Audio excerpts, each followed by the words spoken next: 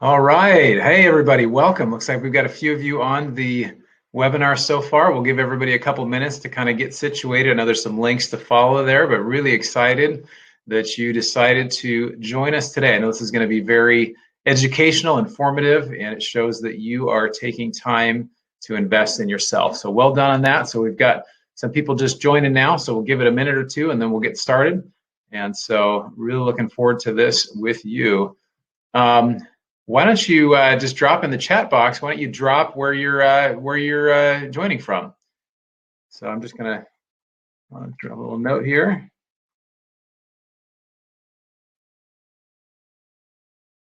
All right. Got a few of you so far. I think we're gonna have some more join in a little later. And if you're watching this on the replay, give us just a minute. We're going to be getting started here in just a minute. So we'll give it about another minute and then we'll jump right into it and we'll get started. So, all right. So if you haven't found the chat box yet, go ahead and find the chat box and type in your name, where you're coming from, and love to start chatting with you. What's up, Alex? How's it going? Happy New Year. Happy New Year, everyone. I think 2021 is going to be your best year. So that's what I'm hoping for all of us. This will be a great year. And a lot of people say good riddance 2020, but 2021 is going to be interesting. There's some interesting developments going on now. Really excited to share them with you. So again, we'll get started here in just a minute. So, okay, great.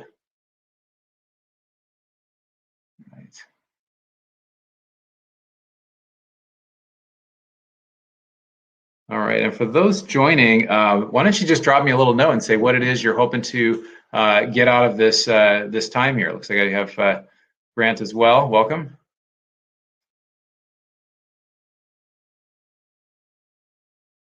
Okay, looks like some people are still having a little challenge connecting, so we'll wait a second. Okay.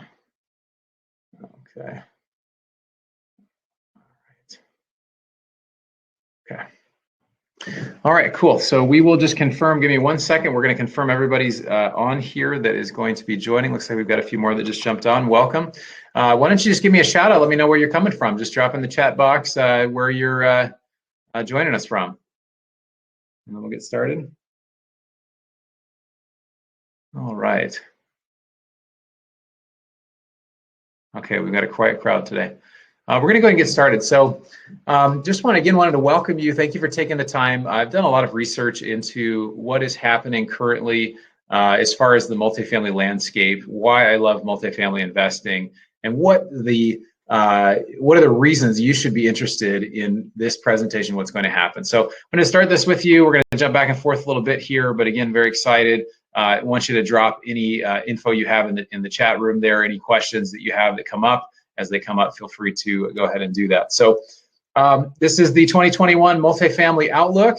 And what you're going to get out of this presentation, this webinar, is a clear picture of what COVID means for you and your investments, the 2021 Outlook for multifamily and how to find the best investing opportunities, some common mistakes investors make, and why the stock market is flashing some warning signals. We'll get into that in a bit. How to prepare for some likely scenarios, and a chance to ask any questions that you have at the end. So go ahead and get started. So this is a disclaimer here. This is just saying I am not your lawyer, attorney, CPA. I'm not giving you investment advice. What you should do, you should use common sense and also consult your professionals. So this is simply for educational purposes. All right, so who am I and how do I have any authority to talk about these topics? So I am the founder and CEO of Bronson Equity. We currently have about 60 million in real estate. It's 800 multifamily units. I've personally raised over $15 million for real estate deals. I was an investment advisor for several years. I am no longer currently an investment advisor, even though I may have that pretty face and that look. So I'm not claiming to be an investment advisor, or most importantly, not your investment advisor. I've spoken personally with over 1,000 investors individually about multifamily investing. So I've got a sense of a lot of questions that come up for people as far as what it looks like to invest, what are questions that come up. I'm an avid reader, writer, and student of the economy, and I'm the author of The Single Best Investment Strategy During or After a Pandemic. So just going to get into it. And I want to share this too. I've also lost money. And I want to share why this is important. I know some people that invest in real estate or other deals, they actually don't like investing with people that haven't lost money. And you say, why would that be? Why would you want to invest with somebody that's lost money? Isn't that a bad sign? Well, it's not if somebody has learned from the experience. And so to me, I haven't lost any money in real estate. The real estate deals we've done, we haven't lost any money, but I have lost money in this complex options trading strategy, which I'm going to share with you. Basically, if some of those of you are familiar with options, basically it involves buying a put and selling a call or vice versa based on a certain spread. Very complex, a lot going on here, a lot going on here.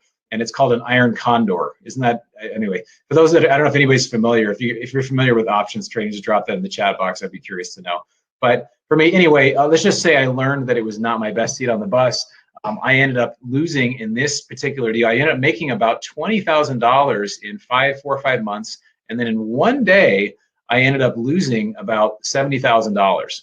Now, at that time, that was a pretty substantial proportion of my net worth. And you can imagine having a conversation with your spouse to say, how was your day? Well, I lost $70,000 of the family money today. So that's not a conversation that I know you want to have. So in this presentation, we're going to talk about different ways that you can avoid losing money. It said that a wise person learns from their own mistakes, but a genius learns from the mistakes of others. We're going to talk about that today. So Warren Buffett, you're going to see a lot of Warren Buffett today. He says rule number 1 is never lose money. Rule number 2 is don't forget about rule number 1. So losing money is really significant to your portfolio. It's hard emotionally. Losing money is a very difficult thing emotionally. If you've ever lost any money on any sort of investment, it's very difficult. But another thing that's really significant is that if you have $100 to start and you lose 50%, so you go down to $50, it takes 100% gain. If you can see this here, 100% gain to get back to $100. So losses are very significant in the working of your portfolio. So so the losses are very significant. We're trying to avoid that. Well, let's talk real quick about what happened in 2020. So you may have heard about this thing called coronavirus.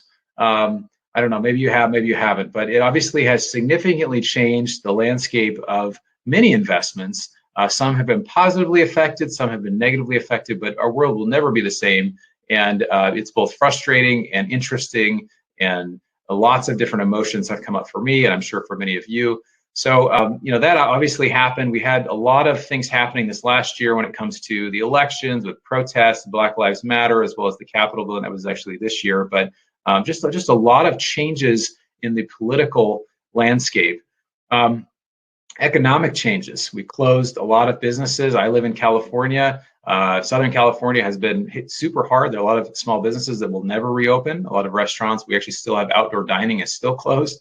For those of you in other states, I am jealous that probably most everything is open, but it's really significantly changed a lot of things for a lot of small business owners. We actually did have a recession, which is 2 consecutive quarters of a fall in GDP growth, or the GDP drop. So there's a chance there could be a double dip recession. So these are all things that we're kind of monitoring with things that happened last year. Now, I don't want to get too technical here on this, but in 2020, the VIX, which measures volatility, it's the volatility index, it reached 82. Now, why that's important, this is basically typically like a stock metric, but it measures uncertainty and volatility.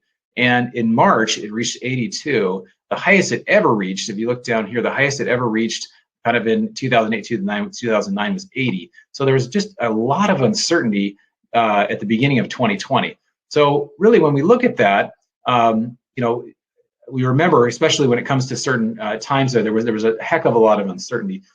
Now, since then, we have really had things have started to pick up again, right? Like things have picked up. We had several months where things were really scary and there was a lot going on, but now things are really booming. And I would say in a lot of it, if you look at the stock market, we're at all-time highs. Actually, it was interesting. We had an all-time high in the stock market the day the Capitol building was breached. We've had just some very interesting things. And Warren Buffett has this saying, and again, I'm going to quote Warren, but he says, be fearful when others are greedy and be greedy when others are fearful. So there's this idea really of being a contrarian investor. And what I mean by that is that there's two sides of a coin, right? If things are booming, it's important to think about the downside, because really your biggest risk really is on the downside. When you look back at the dot-com bubble back in the early 2000s, you had people that were teachers or other sort of city workers, and they were quitting their jobs so they could stay home and they could be day traders. So that's kind of a sign that hey, things are really starting to change. That people were getting very greedy. And there is some of that started now. There's there's a boom in refinances. There's a boom in real estate, even though we're having a lot of economic challenges there. So we're going to get a little more in detail here, but it's really important to think about the other side. And there are certain investments today that I would say are things to really consider the downside on as well. So what's happening now? The Fed is printing trillions of dollars. It's been said, I think The Economist came out just in the last, I think it was the last couple of weeks, and they said that of all of the currency in the world right now, 25% of it was actually printed in 2020. Now that's really significant, basically saying that at some point we're going to have some pretty significant inflation over time. The US has actually printed quite a bit more than that.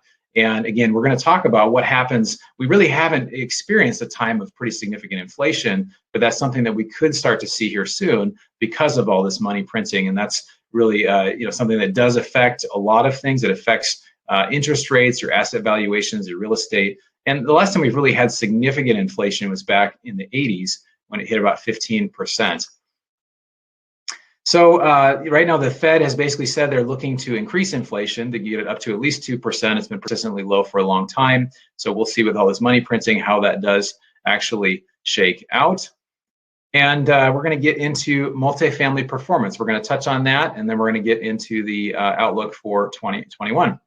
So in 2020, like I mentioned, it started pretty hot for multifamily. But in March through June, there were very few deals that were done. Now, the reason this happened is that there was somewhat of a standoff between buyers and sellers. So again, you can imagine if you own a $10 million apartment building and it's March of 2020 and coronavirus has just hit, or it's April of 2020, and you look back and you say, well, this thing was worth in January, is worth $10 million. Well, sellers seeing the risk going forward. And so there was kind of this standoff.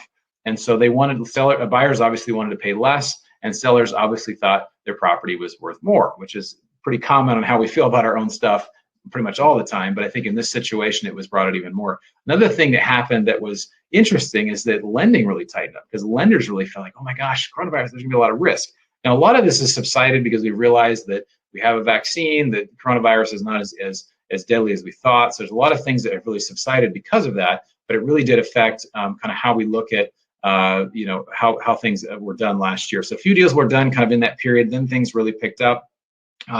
This is a great chart on the lower right here. Now this is talking about the change in resident population from July 2019 to July 2020. So over a 1 year period. Now, if you look and see here, it's basically saying these green areas. So like these areas here, look, especially Texas, 373,000.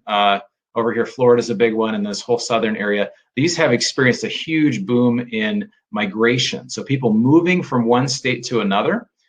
And if you look at these other states, I'm gonna clear this out. So these ones, where are they coming from? They're coming from these northern states, and they're also coming from California. Now I can give an example for California here. If you see, California over here, rents in New York, San Francisco is 31%. And rents in New York are 21.6%. So people are leaving a lot of these primary markets and a lot of the coasts and heading to places where it's cheaper. They can, rent is cheaper. There's less restrictions, things like that, and it causes rents to go down sometimes in these primary markets. An example of this with California. So the birth rate in California, there's about 400,000 births in California per year. And there's about 200,000 deaths. So there's a net gain of 200,000 in population just on a normal year. So this number of 69,500, that should actually be 269,500, because it's not counting the actual, there's been 200,000 births as well. So these migration trends are really significant when you look and you see actually what's happening, what's affecting this market. And then the other thing I wanted to point out is these Class A apartments. Class A are new construction. So like in the area I live, this is going to be different in your area, but in Pasadena, California, a 2-bedroom apartment might go for $2,200 a month, but a Class A, which is a brand new or within the last 5-10 year apartment, might go for somewhere between $3,000 and $3,500, which some of you are about to have a heart attack in your chair right now, which is true. So, but basically that spread for these Class A apartments, there's some risk there because a lot of people may not be wanting to pay that actually as people are leaving and as demand is going down. So secondary markets have actually had some positive effects during COVID because people can work remotely, they can live cheaper, they can live in more desirable places, which everybody likes saving a buck. So that's kind of what a lot of people have done. And then a question that comes up and people want to know is this going to change when the pandemic is over? And again, these are opinions that we don't know for sure. The going thought is somewhat that some people will want to go back to San Francisco and New York and others, and some will work remotely. And in the past, a lot of employers just said like, well, you've got to come into the office, right? Because that's what we're all doing. And you can't work from home because we're not going to be productive. Well, now they've found that a lot of workers can be productive from a remote area, and a lot of workers have said, I don't want to go back. I met some people when I was traveling through Utah, and they were this one gal was from New York, and she was a finance person, and she was living in Park City, and not having to go back for at least another 6 months to a year. So a lot of people are really taking that option and just saying, I really would rather have a quality of life and be able to do that. So our secondary portfolio here, I'm just on the second point, Texas, Arkansas, Alabama, and Georgia have been really positively affected. And really, we have a number of B and C class properties. That means working class apartments, not the brand new apartments, but really ones that we've, the middle of the road working class apartments. And we've only really had one property that's really been affected, and it's been moderately affected by tenants having trouble paying COVID, less than 5% of the tenants. So I wanted to make a note of that. So the question really comes up, and a lot of people think this, okay, great. So I should just go to Texas, and I should go to these southern states, and I should just buy a bunch of single family houses. And you can see the look on this guy's face. He's like, no, don't do that. And I want to share with you why this is, because a lot of people think financial freedom involves buying single family houses. And this is really what I thought. I have a history. I owned a single family house for many years, over a decade, and it was working out okay, but it was still work, and I was getting checks and things were going out. And it didn't pencil out the way that I was hoping. And I started to say, well, let me see if I can buy other homes in another market. So I started buying with a relative. We started buying single family properties in the Cleveland area. So we started buying a bunch of these homes that were really cheap, started renovating them, started doing all the work. And I realized after a while, it was just a ton of work. I was getting calls every day, every week. Tenants weren't paying. There were issues that were coming up. There was a lot of issues that were there. And I think this is really a common theme when I talk to people that have become financially free, is that they talk and they say, hey, I thought it was going to be through single family, but it really was through multifamily that I really started to experience financial freedom. And that word, financial freedom, those words can mean a lot of things to a lot of different people, but it really comes down to the ability to be scalable, that it doesn't take up more of your time. And many of you I know are busy professionals. You have a lot of things that you got your hands in, you're tied in. And for you to have one house or two houses or a duplex, it's a lot of work. I've got a friend who's a professional. He owns a house outright in California. It's about $450,000. That would probably buy 5 houses in Cleveland at least. But in this area, he has the whole thing paid off in cash, and he's making somewhere between 3 and 5% returns per year. And somebody say, well, that's pretty good. I'd say, well, no, it's actually not very good. We see a lot of multifamily, even as a passive investor, we're seeing typical, somewhere between 10 and 20% average annual return. So we're looking at 3 to 5 times as much return as what my friend is getting. So it's something to at least consider, and that's what we're going to get into here in just a minute. So we get into this, we get away from this angry dude who's waving his finger saying, no. We're going to get into another reason why single family is very different than multifamily. So a lot of people think real estate is real estate, right? Like, hey, if I own a house or if I own apartments, it's kind of the same thing, right? Well, if you look at this chart, it's really interesting because people wonder what happens during a recession. And the risk profile is actually very different for both. So this is the single family, serious delinquency rate, which leads to foreclosure and default. It says people haven't paid their loans for 60 days. A lot of these people are not going to end up paying. Some of them, might work it out, but a lot aren't.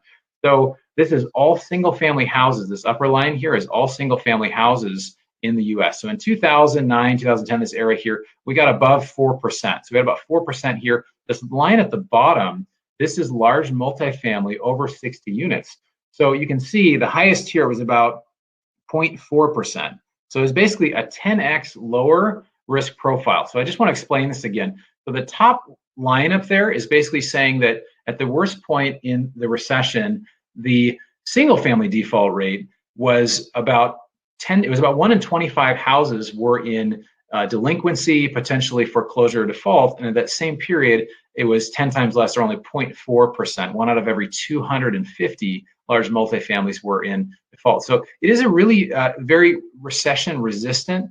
It's not recession proof, but it's definitely recession resistant. I did mention the Class A, the new construction stuff. There is some more risk there, but I would say in general, it really does perform very well. Now, when it comes to demographics behind apartments, one of the things that are driving this, there's this group called weareapartments.org.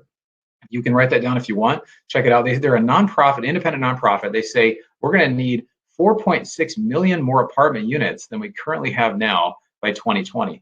Now, you think about it, where is that going to come from, right? Where are these?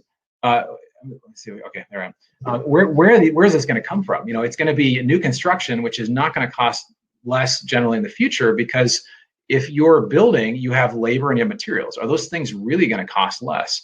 The answer is no. They're generally going to cost more. So it's going to basically put a lot of price pressure and pressure on rents in a lot of these metro areas. And another reason that these areas are rising is because a lot of millennials and a lot of young people are moving to cities. They're moving even to not to secondary markets, but in areas where they like the apartment living. So they're just seeing over time that this is going to only continue.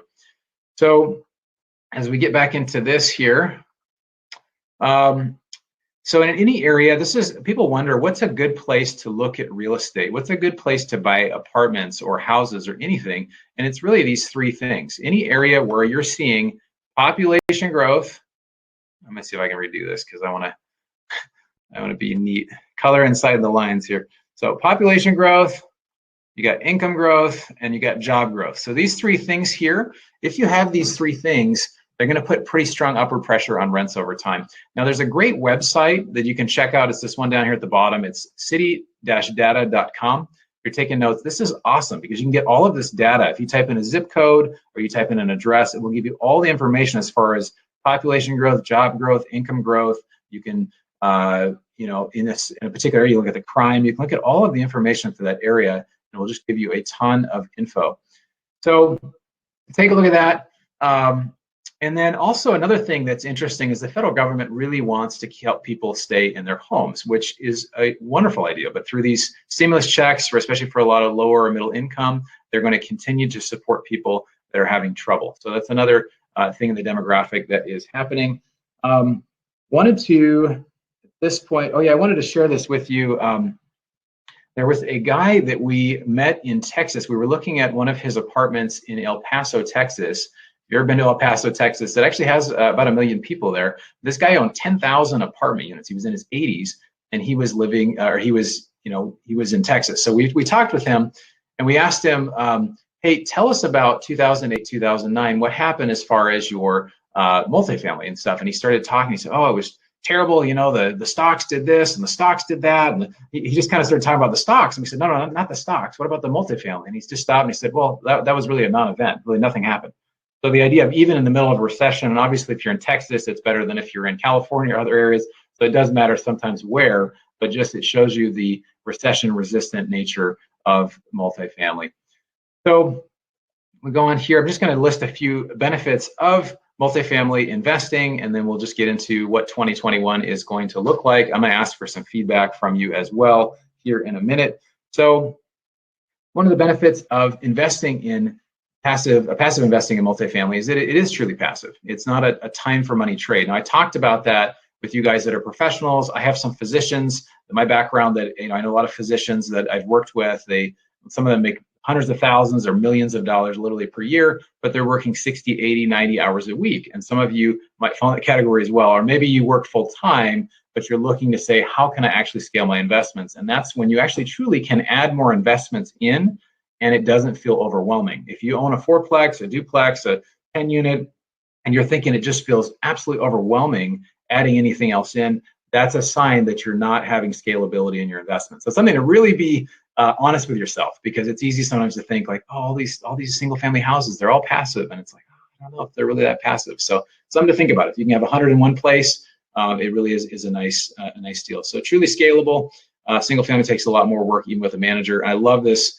This is totally ridiculous, but this cartoon here, this guy sitting on a chair with the money piling in, having a drink. That sounds like a pretty nice life, but it is a cartoon. So, but that's at least the idea. So, moving on here. So better than average returns. Now, historically, we see double-digit returns in multifamily. If you look at this, I circled this down here. This is basically saying, in general, over a long period of time, the dates, 1992 to 97, they're saying 9.75% average annual return. Now, this does not include any sort of value add approach where you're coming in, you're doing renovations. It includes all the Class A stuff or the really rough areas. So in general, what we are seeing in a conservative deal is typically 12 to 18% return projections per year. Some of that's paid as you go along. Some of it's kind of a back end that you get at the end. The best deals we see are typically actually perform are around 30% per year. And then the worst ones that we've had have kind of been in the 8 to 12%. So not too bad for a deal that doesn't perform well, getting 8 to 12% compared to what you see in the stock market. So when you look at the risk, we talked about that. The lower risk than single family, about 10 times less. Those in delinquency, not the crazy ups and downs of the stock market. There's a lot of tax advantages. Now, this is amazing. I want to just touch base. If you're a high earner, one of the issues with investing that you have is that the more money you make, the more taxes that you pay, especially if you're somebody that makes over several $100,000 a year. So with multifamily syndication, typically if somebody invests $100,000 into a deal, we can depreciate a lot of money the first year, even if money isn't made in the deal. For example, we had a recent deal that $100,000 investment got an $80,000 tax depreciation for year one, even though the money wasn't made, there wasn't that much money made from the deal. So you can basically use that against the future years to either write off or defer that money to later years. So it's really nice. So there's some really great tax advantages. I may actually eventually do a presentation about some of the tax advantages. And again, I am not a tax professional, but I do know some things about tax in multifamily. Okay, so moving on here, we talked about inflation. That inflation is a big deal. Now this chart here, I really like this chart because you can just see, this is not a stock chart, right? Like unless it's long, this is a 40-year, a nearly 40-year graph here. And you can see the trend line here. This is basically what rents are doing. So you can see generally that's just kind of going up, right? Like there's not really much volatility. It's just basically 3.5 times, rent's about 3.5 times what it was in 1980 on a national average. Now there was a little level off here during the Great Recession, but it didn't go down, right? So it leveled off and then it went up, and then it even kind of came back to where that trend line is. So again, you have this inflation hedge. You kind of generally know that in 10 years, we're generally going to have higher rents. And especially with inflation, it tends to cause these assets to be worth more over time because it's all based on how much the rents actually are. Okay, so what happens in 2021? Before we do that, I'm going to just put a little poll out to you guys real quick. So I'm just going to post this poll. So I'm going to ask for your feedback. So just go in here and it's basically what topic would you be most interested in hearing about in a future webinar. So it could be about doing your first deal. Maybe you haven't done a deal in passive multifamily syndication. You'd be interested in hearing about that. You'd actually want to hear from other passive investors. You could please just go ahead and just mark one of those. It's under the polls tab there. And I'd love to hear from you as far as what you feel would be the most value for you. I also have an exciting announcement to make kind of at the end. So if you stick around all the way to the end, you'll hear about something exciting that is coming up. So also wanted to, as you're filling out that poll, wanted to go back to the presentation here. And just want to share about this report with you. I actually wrote a report, and this is it right here. It's 22 pages. It's full color. It's got a lot of data. It's got a lot of stuff we're sharing in here. It's really great to maybe share with a friend, but basically talks about the best investment strategy during or after a pandemic. So it's something that I recommend. You can get that at bronsonequity.com/report. So go ahead and check that out. And as you're finishing up your poll there, thank you again for doing that. Actually, I want to see if we have results from that. Okay, great. Looks like thank you for those that responded. Looks like a lot of people are interested in using retirement accounts or IRAs, which you can do. So we will definitely be doing a presentation about that. So that's great. And some about vetting a deal or sponsor or having other panels. So awesome. Well, I appreciate that. And okay, so this guy, he looks a little disgruntled and confused here, and maybe you feel a little bit the same way. But so, okay, Bronson, you're saying we should invest in multifamily properties, right? And I say the answer, well, yes, but make your own decision. But it could be a wonderful thing to do. I just wanted to explain a little bit about multifamily syndication, because I know some of you guys are a little confused saying, well, what is this multifamily syndication? What does it actually mean? So how it actually works is you have, let's say my partners and I, we find a property that's a 100-unit property. It's worth $10 million. We figure out we're going to raise $5 million. We're going to go buy this property and renovate it. And we're going to basically all be owners together, and we're going to split the profits on a certain ratio. So what we do is we go in and we say we're going to put $3 million down for the down payment.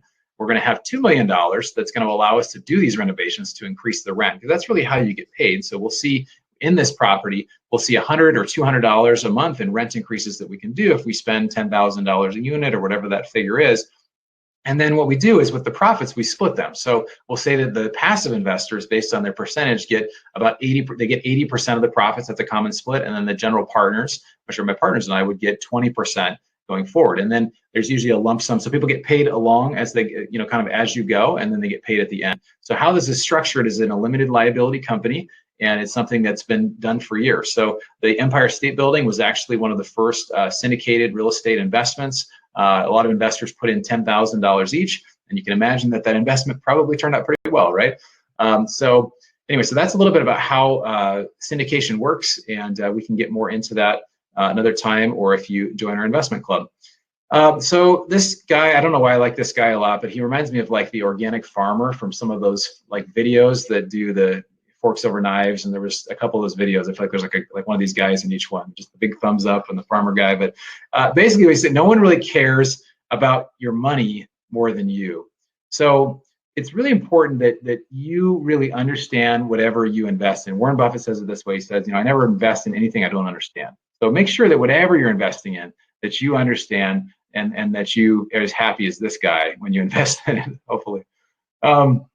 So this, if you have not read, this is a book here on the right, this Rich Dad, Poor Dad, Robert Kiyosaki. If you have not read this book, this is a must read. It kind of changes the story of what it means to actually be an investor, how to get your money working for you. And really, he talks about focusing on your financial literacy and you being the one that benefits from that. So I highly recommend that. Okay, so we're going to get into different scenarios that can happen here in 2021. So I'm just going to talk about a few of them, and then we're going to kind of wrap up here in a minute. But so one of the things that could happen, or one of the things that is likely to happen with the Fed printing, that stocks and assets could increase in value. So if we reach an inflationary time, that's something that definitely could happen. So right now, inflation is pretty low. In 1980, it was over 15%. A lot of people think like, hey, inflation is not that bad. Like, what are you even talking about, Bronson? Why would you even bring this up? We're not even having any inflation. Well, I want to show you this chart that talks about what happens during a time of inflation. Now, this is a little hard to see. It's a little small, and I apologize if you're on like a big screen, but you can see here in 1972, inflation was only just over 3%. Well, the next year it went up to 6%, and the year after that it went to 11%. So basically, in year over year, 2 years later, it quadrupled. So right now we're at a very low amount. What would happen if inflation went to 5%, 6%, 8%? And it can happen very quickly.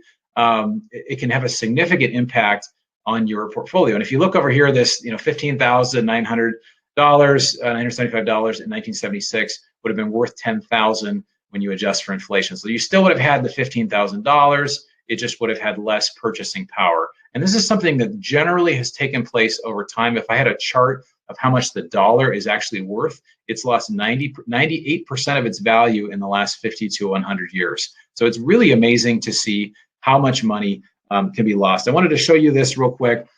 This is some of you saw this on Facebook as well, but it's hard to see. This is $100 trillion. This is actually the largest bill that has ever been printed by any currency, any denomination, anywhere. You can see it's got a 1 with 14 zeros. This is from the Bank of Zimbabwe. And shortly after they printed it, it was absolutely worthless. Now they become collector's items. So maybe there's a lesson there that maybe this would be worth money someday. But when we have a fiat system, a fiat money system, there's really no limit to how much money you can print. So, in Germany, they literally were taking shovels full of money and wheelbarrows and just put them in the trash because they were absolutely worthless. And so I'm not saying that's where we're going, That is always a risk when we get to a place where we just start printing more and more money. So for you with your investments, it's really important to think about what are you going to do if we do reach a time of pretty significant inflation. And there's some really clear things that you can do to make sure that you're prepared for that. So evergreen assets such as multifamily real estate, you have an inflation hedge, which is awesome. I'm going to explain this. It looks like there's a lot going on here, but it's pretty simple. So I'm going to explain this as buying a house, even though I told you that you shouldn't buy a house, but I'm going to explain it because it's a little easier to understand. So over here, you bought a house for $100,000, you paid $20,000 for it, you financed the rest. And this is a time, imagine we have a time of 2% inflation, which is actually pretty low inflation, but just imagine it's only 2% inflation. After year one, your house is worth $102,000. But your original investment was only $20,000. So literally by no external appreciation, no repairs, nothing else, you've had a 10% return in year one, just simply because of inflation. Now, if this number rises, if this number was 5% per year, and it's worth 105, you'd have a 25% return in 1 year, which is incredible. So having these inflation-adjusted type of assets are really amazing, especially in times where we could be hitting some pretty significant inflation. I just saw today that Biden is looking at doing a $2,000 per stimulus check and just more and more stimulus checks. And the more of those things happen, I'm not saying I'm totally against it. I'm just saying you need to have your money in places where you have assets so that it's not just sitting in a bank somewhere. So the objection is that, people would say, what if there's a recession? Why would I want to invest during a recession? And the truth is there's a lot of opportunities during and after a recession. And so, I explained a little earlier how syndication works. This is an example of a deal for us. We had two other groups that we competed. This is in Atlanta. This is 130 units. And you can see these funny looking kind of gables here. They look kind of odd. We're going to do some kind of cool art stuff with it. But basically, we were able to get a hold of a great deal because a couple other groups weren't able to get financed and they weren't able to close. And now we're ahead of rent growth projections on this one. So getting into a deal like this, we have investors typically invest $50,000, $100,000, $500,000, whatever's right for them, and they'll get into a deal, and it will allow them to be an investor without actually necessarily having to do any work on the property. But some do choose to be involved as well. So, so this will basically provide, protection in inflation, or in a recession. So when people lose their homes, they lose their jobs, where do they end up going? Well, they typically move to apartments. And that's the business that I'm in. That's the business that we're in. Cycles are pretty normal, but with a long-term approach. And we typically hold our properties. A lot of syndicators do this as well. They typically hold properties for 5 to 7 years. If you hold for 5 to 7 years, it will help you to bypass. If there is a recession for a year or 6 months or 2 years, whatever, it typically will give you some protection in that way as well. Interest rates. So this is a risk here that interest rates could go up, right? What happens if interest rates go significantly up? Right now, interest rates are at a super all-time low. So it almost can't help but go up at some point, right? And if they go up, what does that do to asset prices? Well, typically asset prices, when interest rates go down, asset prices go up. And that's what we're seeing. So what happens when interest rates rise? Typically asset prices go down. So there is some risk there as far as your investments. Now, multifamily in general, we feel if you're buying the correct way and you're holding it for a long enough period of time, it will generally stabilize, it will be fine. If it's a short-term thing, you do have some risk. And that's why I put this down here, that long-term debt for multifamily is much more preferable to short-term. So we'll get loans that are typically 5 to 10 years. And there are people that do short-term debt, but you think back on the recession, the Great Recession, who were the single-family folks that got in trouble, right? It was people that did short-term debt on their homes, and then they were not able to refinance when the rates increased. So that's something to consider, is looking at interest rates. I just want to talk about this. I'm not saying with this up here on the top, I'm not saying that there's going to be a stock market crash, even though it could happen, but this number here, this is a chart of what's called the price earnings ratio. So what that means is basically for every dollar that you pay to buy a stock, how many dollars, how much do you have to pay for $1 in earnings? So if you see here, this area right here, the 1929, it was 32.6. So it was pretty high. The historic average, you can see up here on the top, I wrote that it was around 16. The dot-com bubble was around 43.2. Now, this is not, I don't know if you can really see the date, but down here, we're not fully at present, so it says 32, but I just checked today, the S&P is at 38.25. So you can see generally when these things spike up, and again, it's just saying that the stock market could be overvalued just because for every dollar of earnings that you're paying, you're having to pay more. Back here, you had to pay $43 for that dollar of stock. Share, let's say it was $43, that would produce $1 per year of earnings. Well, right now we're at 38.25. So it's just something to consider. And again, JP Morgan, who's a famous financier, he was asked, what's going to happen in the stock market? What's going to happen?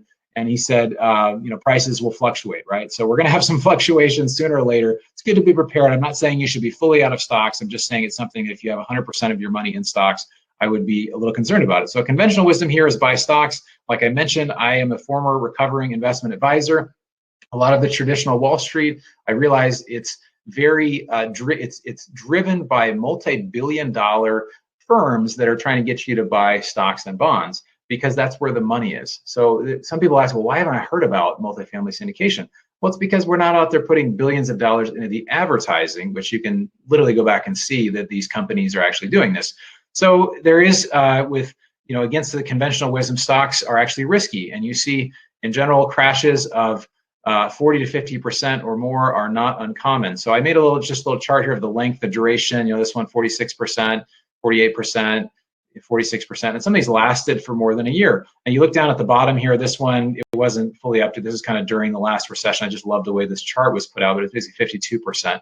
So, if you can't stomach a 40 to 50% loss of your stock portfolio, maybe you shouldn't be in the stock market. So it's something to basically consider. And maybe there's a way to diversify. A lot of our clients or a lot of our partners will start investing with a small amount. They'll say, hey, I've got a certain amount, I'll put 50K or 100K, I'll put a small amount in to a deal. For some of you, that's a lot of money. For some, it's like that's just a bit to start out, but it gives you a chance to understand the asset class and see how you like it. So if there was a stock market crash, it would definitely be better to be in multifamily or self-storage. I guess that's kind of common sense, right? If there's a crash, it's better not to be in it. So, but that whole Warren Buffett saying of being fearful when others are greedy. And when I look back at this chart, I see, to me, I see a lot of greed. I see people, saying, hey, it's getting higher and higher. It's going to keep going and keep going and keep going. Well, what goes up sometimes must come down. So 2021 multifamily outlook is good. There's some caveats. Overall, it's very solid. We see some risks in San Francisco, New York, LA, the Class A apartments. There's always risk in overpaying, as Warren Buffett is once again quoted, price is what you pay and value is what you get. So it's important not to overpay with what you're looking for. Over here we have very solid. We're looking at opportunities in secondary, even tertiary markets, those areas we see population growth, job growth, income growth. And we're really excited to be doing deals. We're going to be wrapping up here in a minute, but I just wanted to say that we are very excited. Our partners, we're seeing some really exciting opportunities for 2021.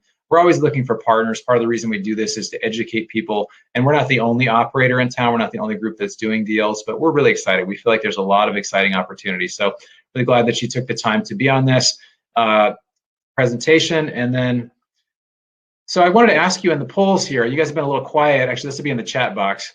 I don't know if I really got much on the chat at all. So you guys are making me feel a little lonely and sad here. But what's one thing you've gotten out of the webinar? What's one thing that you've gotten out of this? We're just about to wrap up here. I'd just love to hear maybe a couple of you of just something that maybe you didn't think about, or maybe some action that you will take that you haven't considered taking, or something that you will investigate. How about one action step that you're going to do that you didn't do before? So go ahead and jump on the box there. And while you're doing that, I am going to, and we're going to take just a second there. Okay, great.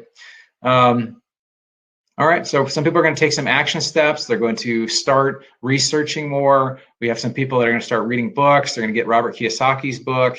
They're going to join the investor club. Okay, great. Yeah, we're going to basically get involved in other ways. So this is our investor group. These are some of the partners that we've worked with on our deals. I see Robert saying when is 20 to do multifamily with a retirement account. Thank you, Robert. It's a great way to invest. And then basically we're going to have another event. We may change the title of this event based on the poll that a lot of you guys would like to talk about retirement. So we may actually do one on retirement. So I think that would be a pretty good one to do. So This title will probably change to gear more toward using retirement funds. And like I mentioned, if you wanted to join our investment club, you can go to our website, which is bronsonequity.com, and you can basically join our investment club there. But this will be the next one. If you're marking your calendars here, you can basically keep track of this date here, February 17th, 7 p.m. Eastern, and we will be doing another event. And if you have any specific questions, I would love to hear them. And again, I just wanted to hear if anybody had any questions. We're going to leave it open for questions for a couple minutes. I know a couple of people may have some questions about retirement accounts. If anybody has any specific questions, I'm happy to address those now. Take a few minutes, we can address them, but this is really your time. So what is it that you'd like to ask about investing or about multifamily or about anything? Well, as long as it's not too personal. Just kidding. So John, yeah, like you were asking, our club, that's at our website.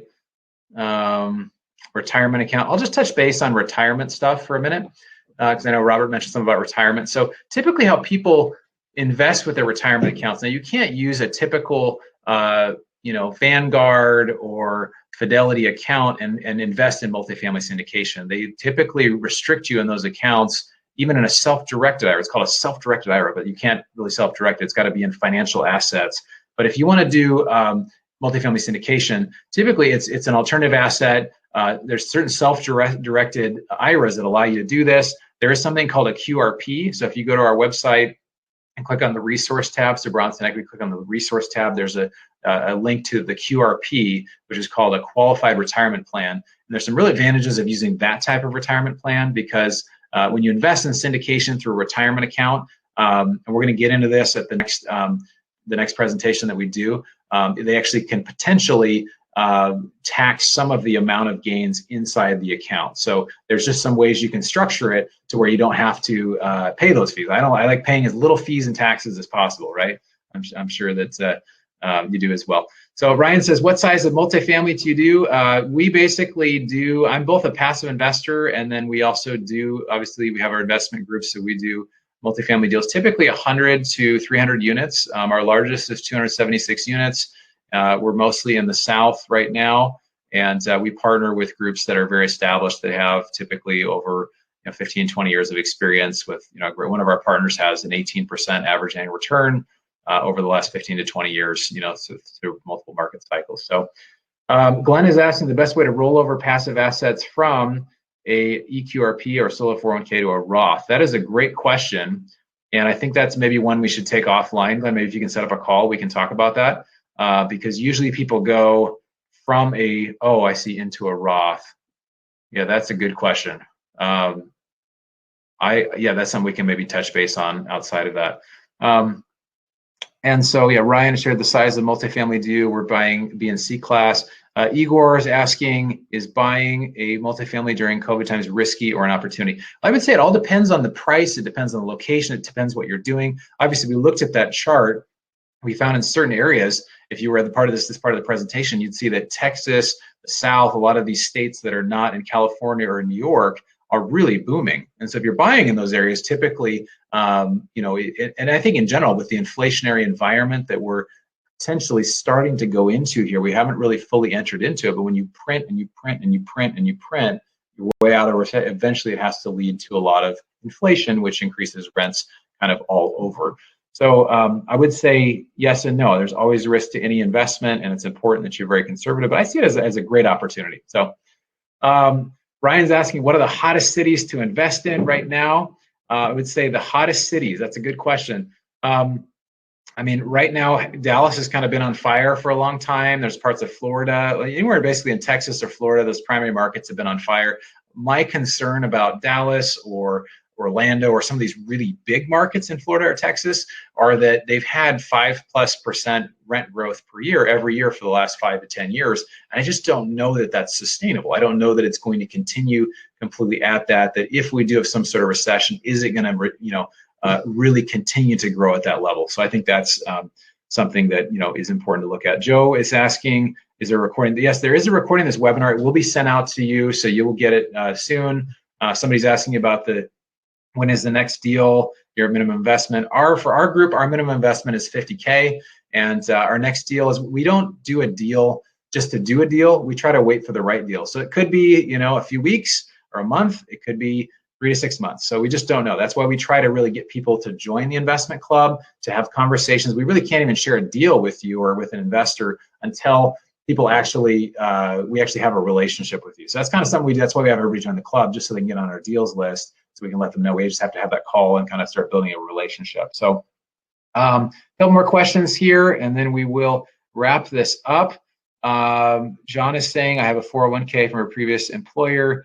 Can you use this funds instead of rolling it to my new employer 401k? Absolutely, John. Yeah, you can definitely, if you have a previous employer and you have some money in the 401k, you can just simply roll that over and basically be able to use that in your own self-directed IRA or QRP or things like that. So I would suggest don't roll it into another employer. I don't know if the new employer will let you roll it into theirs, but if you have the option, I would say always have as much control of that as you can. Ryan's asking, how do you get more information? You can go to our website, and like I said, there's that report there. I think you guys have it, but if you just want the link, here it is, and then you can join the investment club there. Okay. And there's no, Robert's asking if there's a cost to be in the club. There's no cost to be in the club. It's basically just to get on our list of deals that are coming up. So there's no obligation. What we do typically when people join our investment club is it invites you, you type your information, what you're looking to do, and then it invites you to schedule a call. So the reason you schedule a call is you talk with me, and we'll go through your, some of your financial information, what you're looking to do, what your goals are. Are you looking for more appreciation, cash flow, those kind of things? And we'll just make sure that it's a good fit. And once we determine that, and for most people it's a good fit, it's just trying to have that call and build that financial relationship. And then it allows us to, when we have a deal, we can actually present it to you. So the SEC, which is the Securities Exchange Commission, they say, hey, you can share it with anybody you want, but you got to have a relationship with them first. So this is basically how we build a relationship with people. So the reason we do these events too is just to really help people understand the benefits of multifamily, understand the benefits of passive investing. I personally absolutely love passive investing. I'm just bummed I didn't hear about it when I was younger and had more hair. But that would have been when I was really young, because it's been over 20 years I've been shaving my head. So a little side note there. Okay, cool. So I think we've got, if there's no more questions, we will go ahead and wrap up. Again, I really appreciate each of you being on here. And if you do have any questions, feel free to reach out to us, and you can email info. Actually, Melody, maybe you could put the info in there. You can send a message to info@brownsonequity.com if you have any specific questions, and we can get back to you there. So again, thank you for taking the time. The best education and the best investment, I should say, that you can make is really by investing in yourself. So thanks for taking the time, and we'll look forward to seeing you on the next event or YouTube video or podcast or whatever it is, and hopefully we'll be able to work together on a deal in the future. Have a good night.